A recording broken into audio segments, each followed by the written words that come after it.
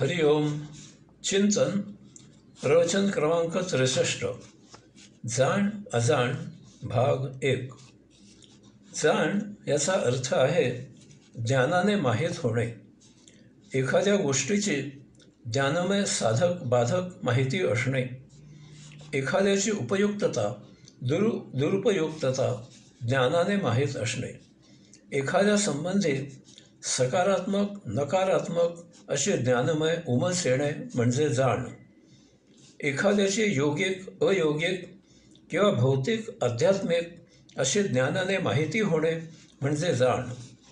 प्रत्येक ठिकाणी द्वंद्व आहे, कारण हा वैश्विक नियम आहे. यामुळे जेव्हा या द्वंद्वाच्या दोन्ही बाजू ज्ञानाने माहीत होतात तेव्हा त्याला जाण असे म्हणतात. जाण माहीत झाल्यावर आता अजाण हा अर्थ समजणे सोपे झाले. माहिती आहे, परंतु त्यामागील चांगली किंवा वाईट बाजू माहीत नसणे म्हणजे अजाण असणे. याचा अर्थ अजाण यामध्ये एकच बाजू माहीत असणे किंवा दोन्हीही बाजू माहीत नसणे संभवते.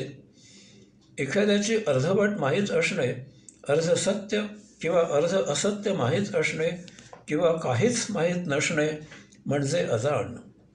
ऊस गोड असतो, परंतु त्याच्या मुळाशी माती असते हे माहीत असणे याला जाण असे म्हणायचे.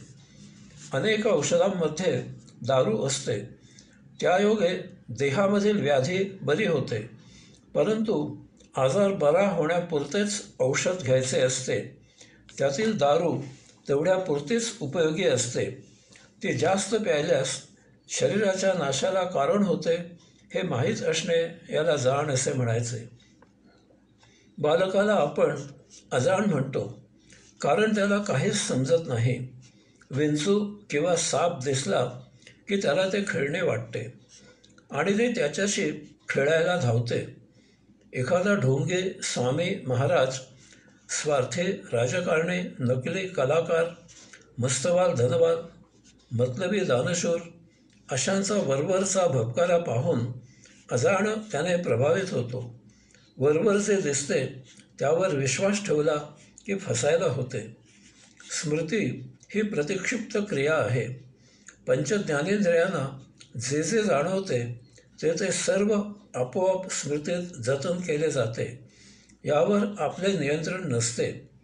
नको तेव्हा नको तेथे नको ती आठवण होते आणि आपण भावनाविवश होतो.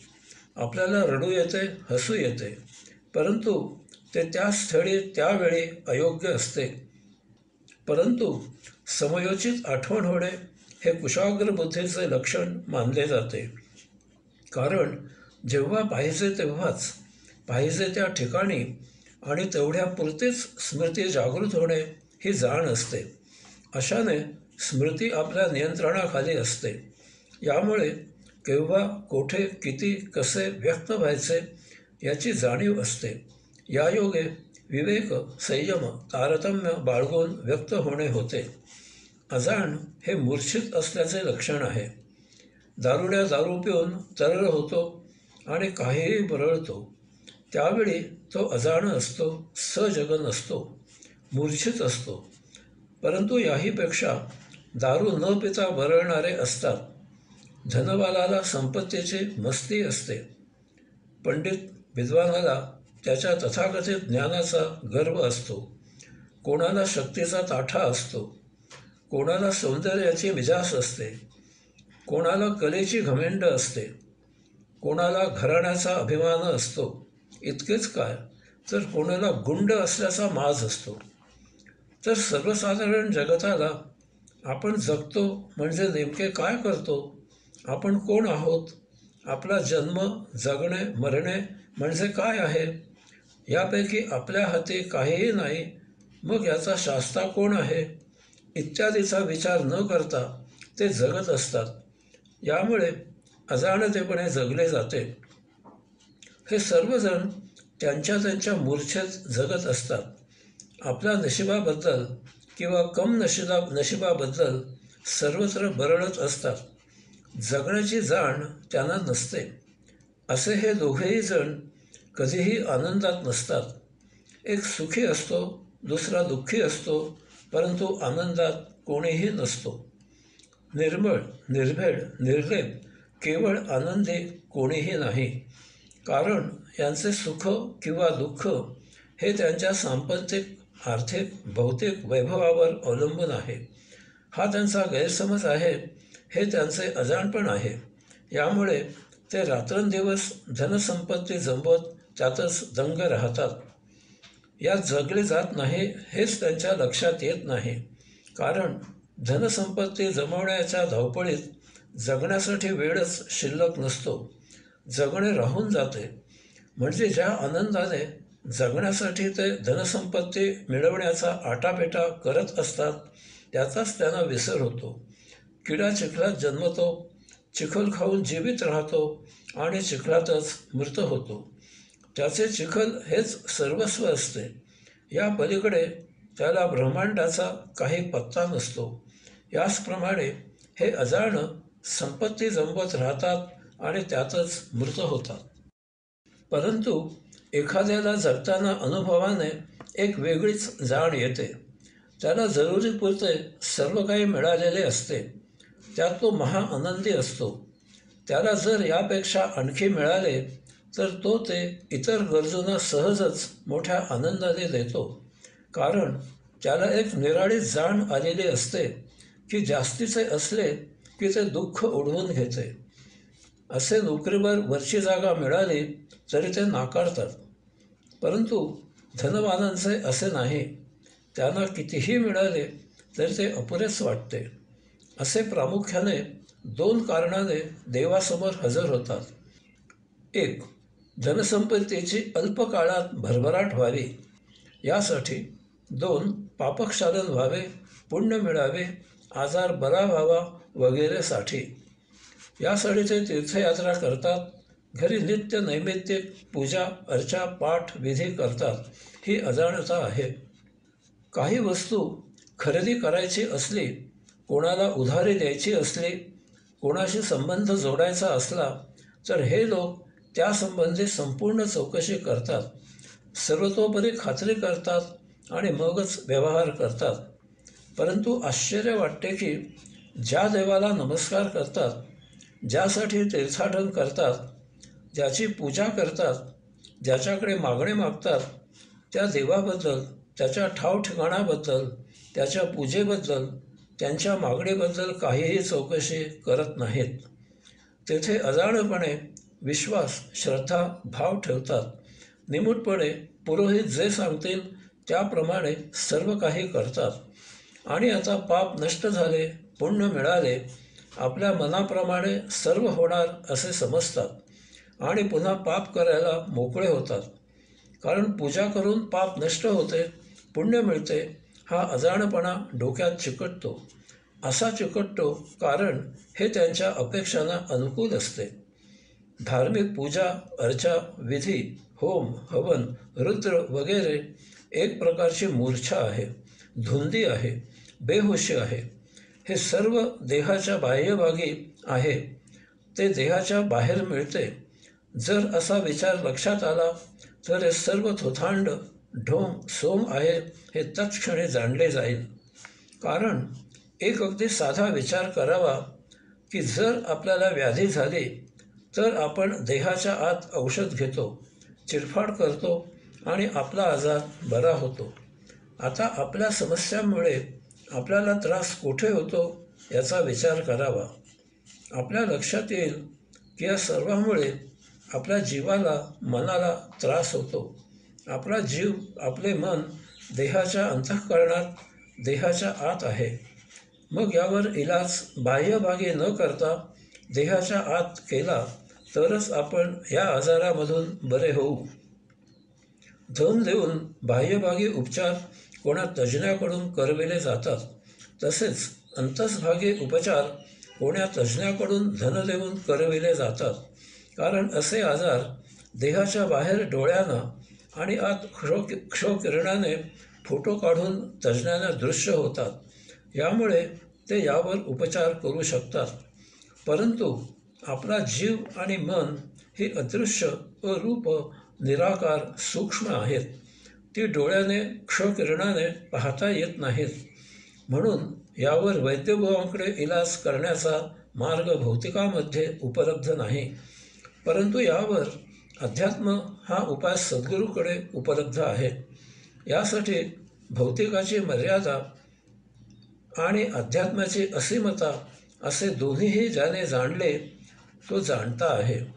परंतु बहुतांशी जन हे अज्ञानाने भौतिकात रममाण झालेले आहेत. त्यांना त्याची इतकी धुंदी चढलेली आहे की असे सांगणाऱ्याला ते मूर्ख समजतात. मी परदेशी असताना तेथे माझा एक मित्र मला म्हणाला की तू धूम्रपान मद्यपान का करत नाहीस? या दोन्ही गोष्टी चांगल्या आहेत आणि यात मौज आहे. आपले आयुष्य मौज करण्यासाठी आहे. या गोष्टी तू केल्याशिवाय तुला कसे समजणार की हे चांगले आहे? यावर मी त्याला आयुष्य आणि जीवन, सुख आणि आनंद, भौतिक आणि अध्यात्म यामधील फरक सांगितला. तसेच त्याला सांगितले की विष पिऊन तू स्वतः न पिता तुला माहीत आहे की यामुळे मृत्यू येतो. तसेच माझे आहे. धूम्रपान मद्यपान यामुळे देहामध्ये हमखास व्याधी होते हे स्पष्ट आहे. तसेच हे न करता आनंदाने जगता येते हे तू माझ्याकडे पाहून समजू शकतोस. म्हणजे व्याधी न होता जीवन जगण्यासाठी अध्यात्म आहे. हे तू केलेस तर तुला हे समजेल. यावर तो अंतर्मुख झाला. धूम्रपानाने थोडा वेळ एका वेगळ्या मजेत जातो. मद्यपानाने बेहोश व्हायला होते. काही वेळ सर्व विसरायला होते. परंतु धूर काढून झाला, दारूची धुंदी उतरली की त्याआधी जे काही प्रश्न होते ते तसेच अनुत्तरित राहिलेले असतात. धूम्रपान मद्यपान हा आपल्या समस्यावर कायम उपाय असू शकत नाही. हीच गोष्ट तीर्थयात्रा, पूजा, विधी यांची आहे. हे सर्व करून आपला गैरसमज होतो की आता आपले प्रश्न सुटतील. नाही, असे कधीही झाले नाही आणि पुढे कधीही होणार नाही. असे होत असते तर तीर्थयात्रा, पूजा, पाठ, विधी करणारे केव्हाच सदानंदी असायला हवे होते, श्रीमंत नित्यानंदी असायला हवे होते आणि पुरोहित तर कैवल्यानंदी असायला हवे होते. परंतु असे तर जास्तच दुःखी असतात. आनंदासाठी हे मार्ग नाहीत. यावर उपाय असा काही असायला हवा की एकदा विसरायला झाले की ते कायम स्मृतीमधून निघून गेले पाहिजे. पुन्हा मागे वळून पाहण्याची इच्छाच उरता नये. हे सर्व आपोआप व्हायला पाहिजे.